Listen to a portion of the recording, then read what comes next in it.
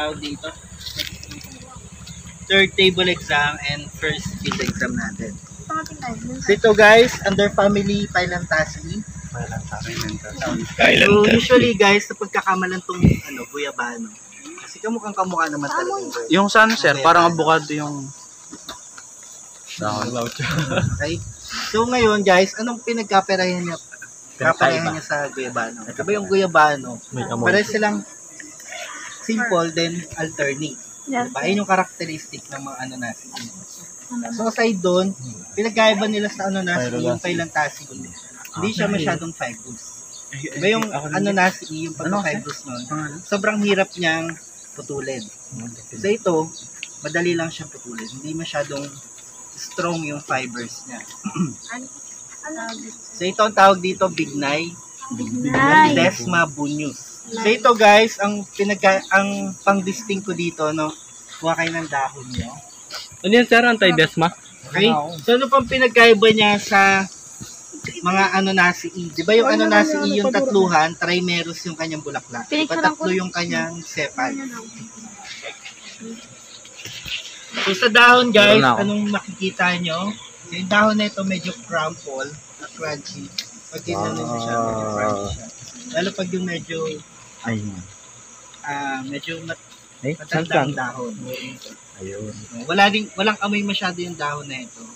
Then, tingnan nyo guys yung na ito. Meron siyang stick yun.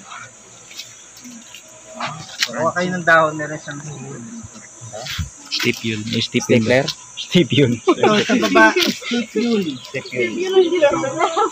Anong pinch siya kuya? Phyllanthacea. Okay. Stipler ka naman.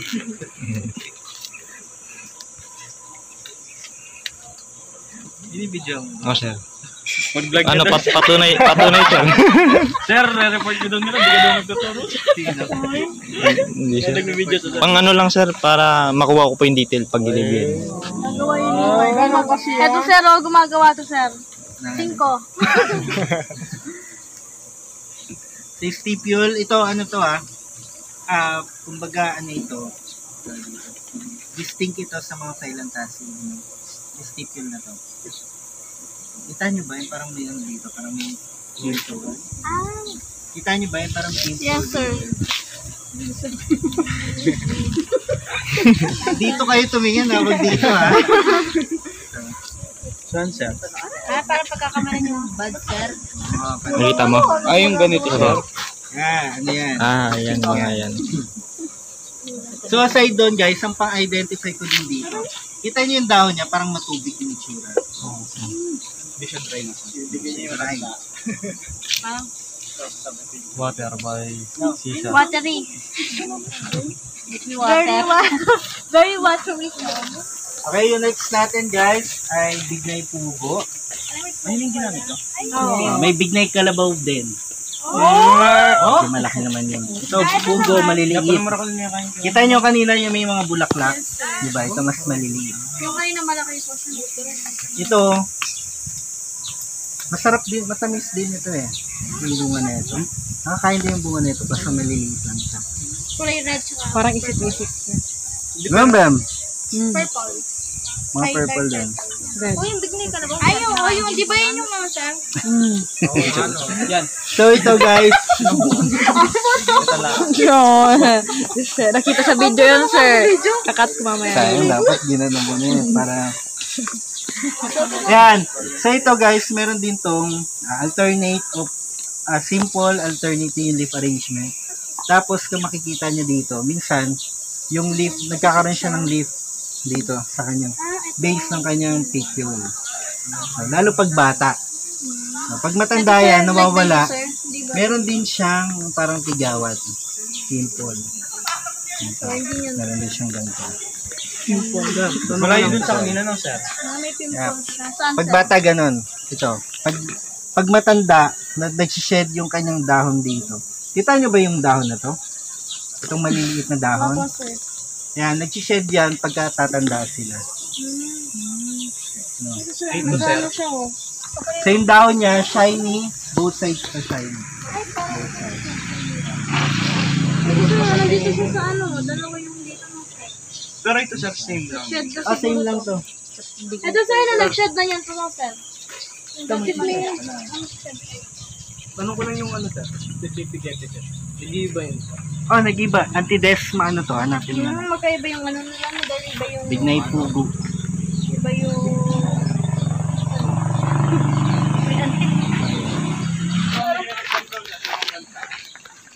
Yung malamig sana, sir. Kasi na tayo. Tatawag yung show.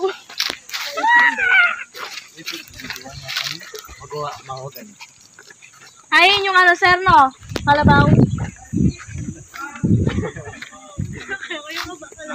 Konti lang dahon kukunin natin, no? Good for ano.